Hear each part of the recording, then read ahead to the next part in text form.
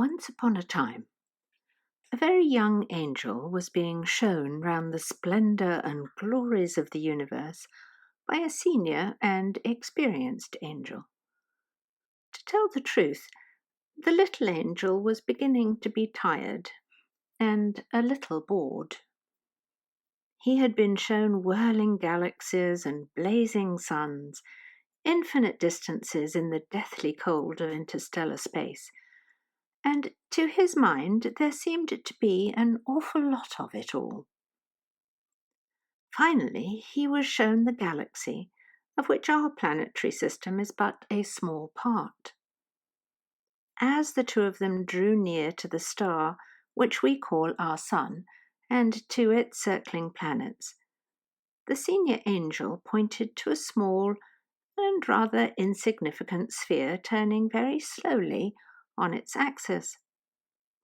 It looked as dull as a filthy tennis ball to the little angel, whose mind was filled with the size and glory of what he had seen.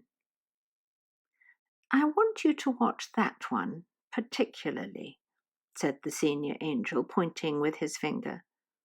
"Well, it looks very small and rather dirty to me," said the little angel.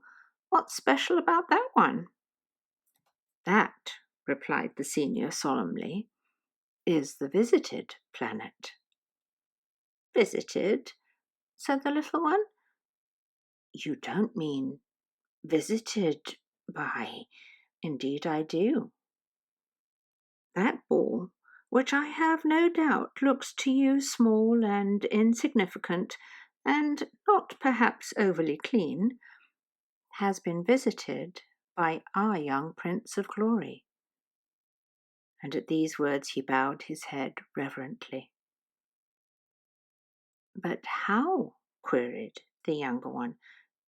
"Do you mean that our great and glorious Prince, with all these wonders and splendours of his creation, and millions more I'm sure I haven't seen yet, went down in person to this fifth-rate little ball? Why should he do a thing like that?" "It isn't for us," said the senior a little stiffly, "to question his whys, except that I must point out to you that he is not impressed by size and numbers, as you seem to be. But that he really went, I know, and all of us in heaven who know anything know that. As to why he became one of them, how else do you suppose he could visit them?" The little angel's face wrinkled in disgust. "Do you mean to tell me," he said, "that he stooped so low as to become one of those creeping, crawling creatures of that floating ball?" "I do. And I don't think he would like you to call them creeping, crawling creatures in that tone of voice. For strange as it may seem to us, he loves them. He went down to visit them, to lift them up, to become like him." The little angel looked blank. Such a thought was almost beyond his comprehension. "Close your eyes for a moment," said the senior angel, "and we will go back in what they call time."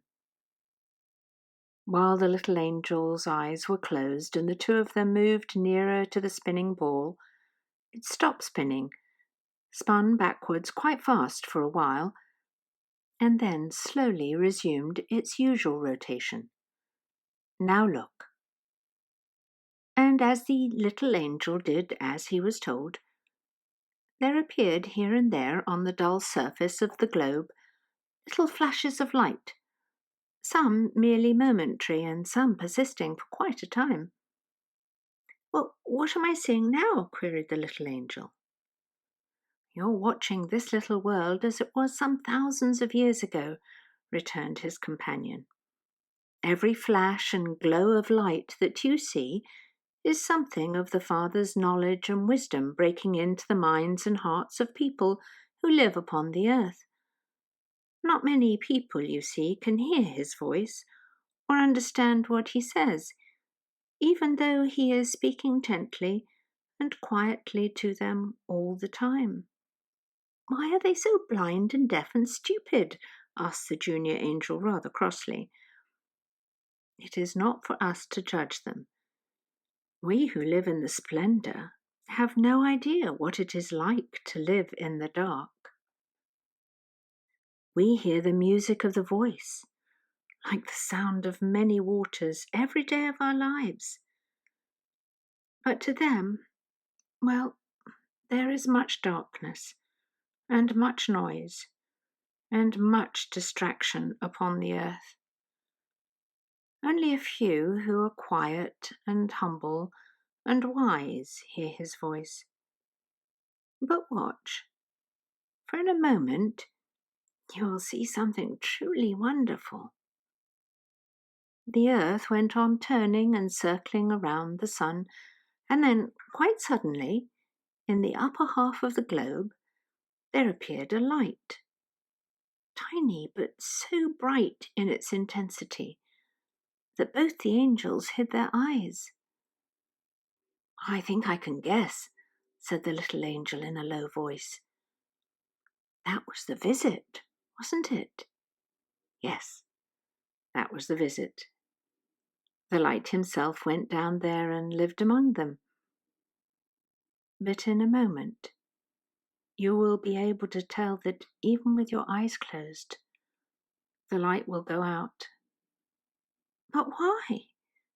Could he not bear their darkness and stupidity? Did he have to return here? No, it wasn't that, returned the senior angel. His voice was stern and sad. They failed to recognize him for who he was, or at least only a handful knew him. For the most part, they preferred their darkness to his light, and in the end they killed him. The fools, the crazy fools, they don't deserve.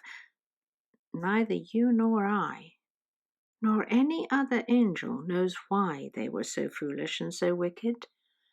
Nor can we say what they deserve or don't deserve. But the fact remains. They killed our Prince of Glory while he was man amongst them. And that, I suppose, was the end. I see the whole earth has gone black and dark. All right, I won't judge them, but surely that is all they could expect. Wait. We are still far from the end of the story of the visited planet. Watch now, but be ready to cover your eyes again. In utter blackness, the earth turned round 3 times, and then there blazed with unbearable radiance a point of light. What now? Asked the little angel, shielding his eyes. They killed him all right, but he conquered death. The thing most of them dread and fear all their lives, he broke and conquered. He rose again, and a few of them saw him and from then on became his utterly devoted slaves. Thank God for that, said the little angel. Amen. Open your eyes now. The dazzling light has gone. The prince has returned to his home of light. But watch the earth now. As they looked, in place of the dazzling light, there was a bright glow which throbbed and pulsated. And then, as the earth turned many times, little points of light spread out. A few flickered and died, but for the most part the light burned steadily. And as they continued to watch, in many parts of the globe, there was a glow over many areas. You see what's happening? Asked the senior angel. The bright glow is the company of loyal men and women he left behind, and with his help they spread the glow, and now lights begin to shine all over the earth. Yes, yes, said the little angel impatiently, but how does it end? Will the little lights join up with each other? Will it all be light as it is in heaven? Senior shook his head. "We simply do not know," he replied. "It is in the Father's hands. Sometimes it is agony to watch, and sometimes it is joy unspeakable. The end is not yet. But now I am sure you can see why this little ball is so important. He has visited it. He is working out his plan upon it." "Yes, I see, though I don't understand. I shall never forget that this is the visited planet."